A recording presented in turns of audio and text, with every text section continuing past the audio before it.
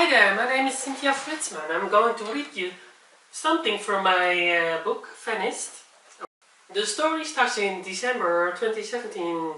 It's freezing cold when Medical Examiner Natalie Principal arrives at the intersection of Westland Avenue and Hemenway Street in Boston to inspect a charred body behind the wheel. The victim falls apart when she touches it.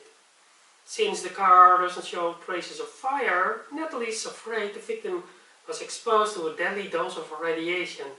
She informs the ATU, Anti-Terrorism Unit, about the possible terrorist threat of a dirty bomb.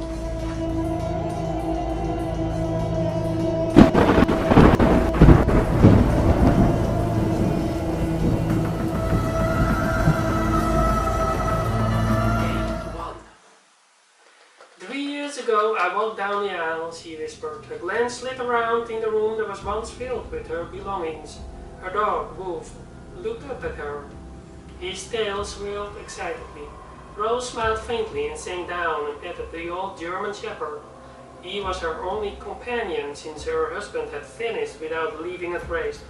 God, she missed him! A teardrop streamed down her face while she petted Wolf. In her mind, she wandered off to Detective Johnson.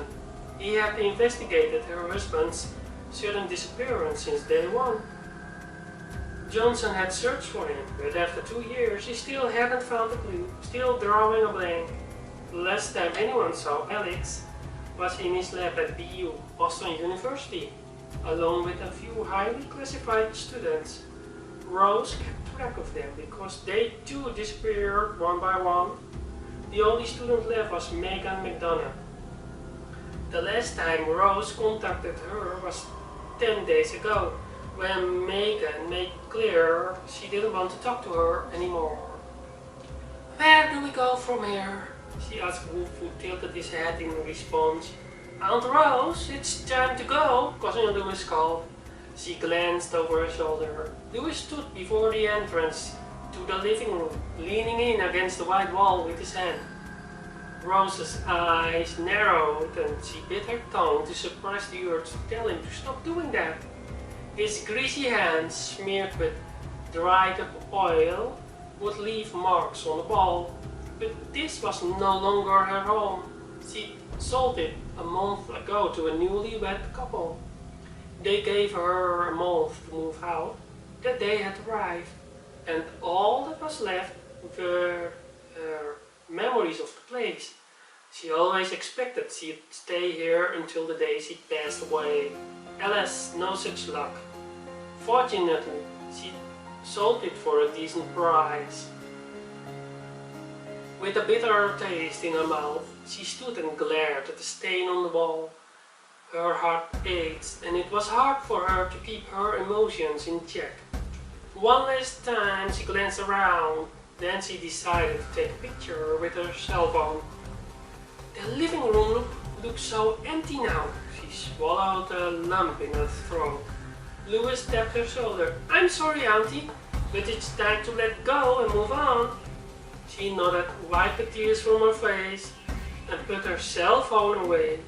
Then Wolf started to bark and ran off. What's the matter, Wolf? Rose called in a hoarse voice. Come on, Aunt Rose, it's time to go, Lewis said in the background. She ignored him and followed Wolf. Where did he go? Then she noticed the tip of his tail as he walked downstairs to the basement. Its door was wide open. Rose frowned and walked downstairs. On the concrete, she noticed an object under a layer of dust.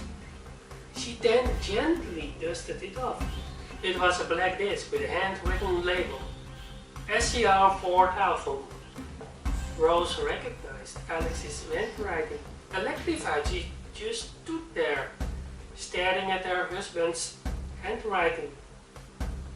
With trembling fingers, she touched the label. Her heart pinched in her chest. She closed her eyes.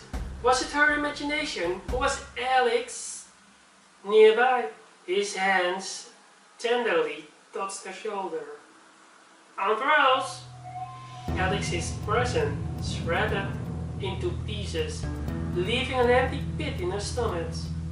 Rose opened her eyes and turned. Lewis stood behind her, Are you alright? He asked softly. Yeah, I'm fine, thank you, she said and sighed. What are you doing down here anyway? Did you lose one of your contacts? I know you wear them, he said and grinned. Rose squinted at him. To Louis, almost everything was a joke. Then she looked at Wolf, who sat down in front of her. No, my contact lens didn't get lost. I was just looking at this, Rose said, and flashed this to Louis. Louis smiled, baring the few teeth he still had. Gosh, is that why you're down here? Wolf called me, remember? Well, he barked. Louis chuckled. Don't know if he can say he called for you to come down here and have a look. Louis scratched the back of his head. What is it anyway that you found? A computer disk, I think. Oh well, I noticed it when I moved a few boxes. Didn't seem important, that's all I'm saying. Because it was lying on the floor, just you know, I almost stepped on it too. This is a computer disk with your uncle's handwriting. Perhaps it's important. If you say so, Louis said, and picked imaginary pieces of lint from his shirt. But we have to go now, Aunt Rose, he said, licking his lips and looked at her. Rose didn't want to leave, not after this discovery. In her gut, she had the feeling she was on to something, but Louis tugged at her sleeve. Come on, Aunt Rose, there's nothing here except, his face blushed. Except what? Rose asked, folding her arms. Except for the message on the wall. What message? The one right behind you. There used to be a poster. I took it off. You know, I liked it. Do you want me to show it to you? He didn't wait for her reaction as he grinned and unfolded the poster from under his shirt, showing Red Sox player Big Papi Ortiz. Rose let out a deep breath and turned her back to read the message on the wall she hadn't noticed at first. Dreamscape, she frowned. What does it mean, dreamscape? Perhaps a movie? Louis replied, turning his attention to the poster in his hands. I will give you a room with a view, he chuckled and rolled it up. A door upstairs opened. Wolf growled softly, turned and ran upstairs. Rose, still puzzled about the mysterious message on the wall, stood until a woman screamed for help, while Wolf barked wildly. Aunt Rose! Louis tugged at her sleeve again. Rose nodded slightly and went upstairs. In the hallway was Wolf, standing in front of a young woman who leaned her back against the wall. Her face was all sweaty. A box labeled ladies' underwear was lying upside down near Wolf. Some red lingerie was on the black and white floor tiles. Louis whistled behind Rose's back, while Rose stared at the black-haired woman with the pale face. Please keep your dog away from me, the woman squeaked when she saw Rose. It's alright, Wolf is harmless, Rose said and smiled. She patted Wolf's head. Wolf stopped barking and swayed his tail, looking up at Rose as if he was trying to say, I'll keep you safe. I'm sorry he scared you, Rose apologized. We were about to leave after one last look. The woman stared wordlessly at Wolf, while Louis picked up the lingerie from the floor and handed it to her. Wolf, come on boy, leave the nice lady alone, Rose said as they walked toward Louis's car, parked in front of the house. It was an old, rusty 1970s Chevy pickup loaded with her belongings. After Louis brought her to her new home, Rose sighed, while Louis helped her move her belongings inside. She had sold most of her stuff during garage sales over the last month, but some things she wanted to keep, more than enough to fill Louis's old pickup, she thought somberly, and looked around at the apartment she had rented. After Louis brought in the last box to the living room, she handed him $200. That's way too much, Auntie, Louis said.